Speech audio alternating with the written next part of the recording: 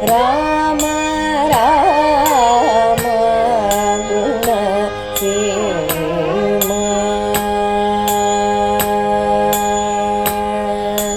ರಾಮ ರಾಮ ಗುಣ ಸೇಮ. ಶ್ರೀಮತೆ ರಾಮಾನುಜಾಯ ನಮಃ.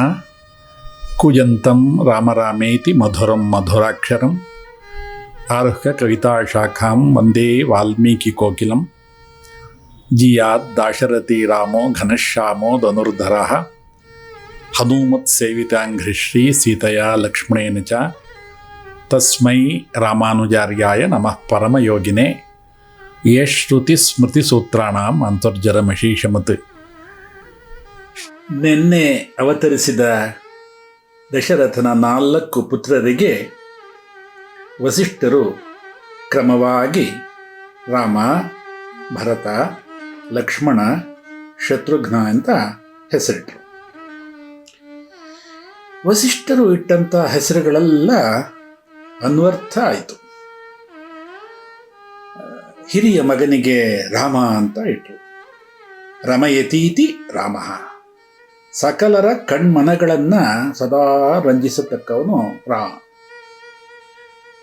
ಯಾರ ಮನಸ್ಸಿಗೂ ಇಂದ್ರಿಯಗಳಿಗೂ ಸರ್ವಕಾಲದಲ್ಲೂ ಸಂತೋಷವನ್ನು ಕೊಡ್ತಾನೆ ಅವನೇ ರಾಮ ಅಂತ ಅಂದ. ಈ ರಾಮನಾಮದ ಮಹತ್ವವನ್ನು ಹೇಳದಂತಹ ಜ್ಞಾನಿಗಳು ಅದೆಷ್ಟು ಜನ.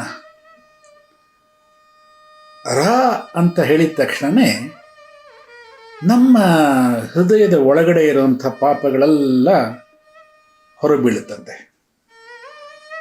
ಮಾ ಅಂತ ಹೇಳಿದ ತಕ್ಷಣ ಹೊರಗಡೆಯ ಪಾಪಗಳು ಯಾವುದು ಒಳಗೆ ಬರೋದಿಲ್ಲ, ತಡೆದು ಬಿಡುತ್ತೆ. ಇದಂಥ ತಾರಕ ನಾಮ ರಾಮನಾಮ.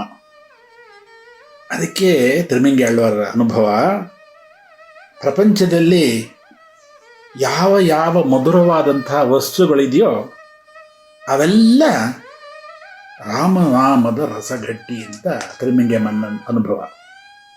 ಕೈಕೇಯಿ ಪುತ್ರನಿಗೆ ಭರತ ಅಂತ ಇಟ್ಟರು. ಭರತೋ ಭಕ್ತಿ ಭರಿತ ಎಂತಾರೆ ವಾಲ್ಮೀಕಿ ಮಹರ್ಷಿಗಳು. ಭಕ್ತಿಯ ಸಾಕಾರ ರೂಪ ಭರತ. ಭಾಗವತ ಶಿರೋಮಣಿ ಭರತ.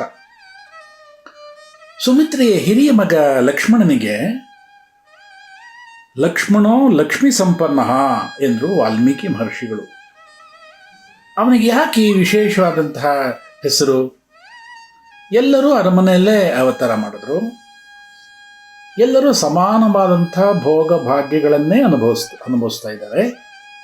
ಆದರೂ ಯಾಕೆ ಲಕ್ಷ್ಮಣ ಲಕ್ಷ್ಮೀ ಸಂಪನ್ನ ಆದ ಅಂದರೆ, ನಮ್ಮ ಪೂರ್ವಾಚಾರ್ಯರು ಬಹಳ ಅದ್ಭುತವಾದಂಥ ವ್ಯಾಖ್ಯಾನವನ್ನು ಮಾಡಿದ್ದಾರೆ ಇದಕ್ಕೆ.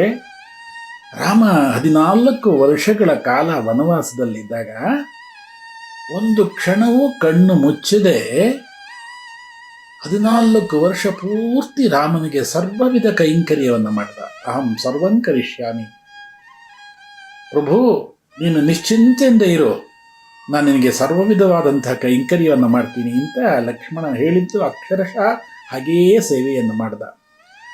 ಒಂದು ವೇಳೆ ರಾಮ ಅಯೋಧ್ಯೆಯಲ್ಲೇ ಇದ್ದಿದ್ರೆ ಈ ಅವಕಾಶ ಲಕ್ಷ್ಮಣನಿಗೆ ಸಿಗ್ತಾ ಇರಲಿಲ್ಲ. ಆದ್ದರಿಂದ ಕೈಂಕರ್ಯ ಲಕ್ಷ್ಮಿಯನ್ನ ಲಕ್ಷ್ಮಣ ಪಡೆದಿರೋದ್ರಿಂದ ಅವನು ಲಕ್ಷ್ಮೀ ಸಂಪನ್ನನಾದ. ಸುಮಿತ್ರೆಯ ಕಿರಿಯ ಮಗನಿಗೆ ಶತ್ರುಘ್ನ ಅಂತ ಹೆಸರಿಟ್ಟರು. ಶತ್ರುಗಳನ್ನು ಸದೆಬಡಿಯುವಂತಹ ಈ ಪುರುಷ. ಆದರೆ ರಾಮಾಯಣದಲ್ಲಿ ಅತ್ಯಂತ ಮೂಕ ಪಾತ್ರ ಯಾವುದು ಅಂದರೆ ಶತ್ರುಘ್ನಂದು. ಕೊನೆಯಲ್ಲಿ ಉತ್ತರಕಾಂಡದಲ್ಲಿ ಒಂದು ಕಡೆ ಮಾತ್ರ ಒಂದು ಬರುತ್ತೆ.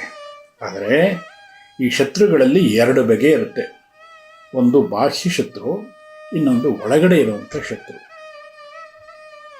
ಬಾಹ್ಯ ಶತ್ರುಗಳನ್ನೆಲ್ಲ ಜಯಿಸಬಹುದು, ಆದರೆ ಒಳಗಡೆ ಇರುವಂಥ ಶತ್ರುವನ್ನು ಜಯಿಸೋದು ತುಂಬ ಕಷ್ಟ.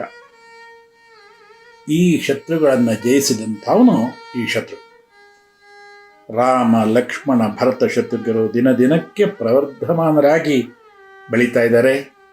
ಆಚಾರ್ಯ ವಸಿಷ್ಠರಲ್ಲಿ ಸಕಲ ಶಾಸ್ತ್ರಗಳನ್ನು ಧನುರ್ವಿದ್ಯೆಯನ್ನು ಅಭ್ಯಾಸ ಮಾಡ್ತಾ ಇದ್ದಾರೆ.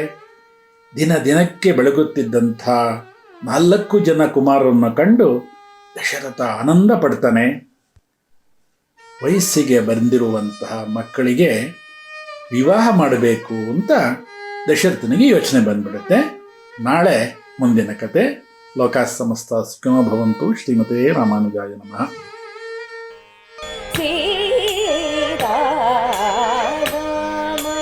ರಾಮ ಗುಣ ಕ್ಷೇಮ